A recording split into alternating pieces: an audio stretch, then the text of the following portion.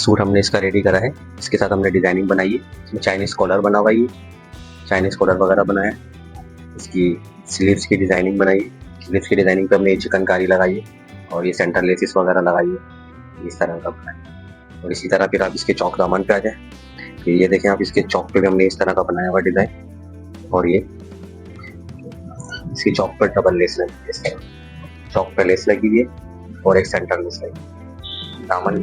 दामन पे भी हमने देखें इस तरह चिकनकारी यहाँ पर करी थी। दामन पे भी चिकनकारी और सेंटर लेस, फिर इसकी सेम की पट्टी और लेस। तो ये डिजाइन इस तरह का बनाया है। इस तरह का कस्टमर का ऑर्डर था हमारी, हमने उस तरह का बनाया है। तो ये सूट इस तरीके से भी नया डिजाइन इसका।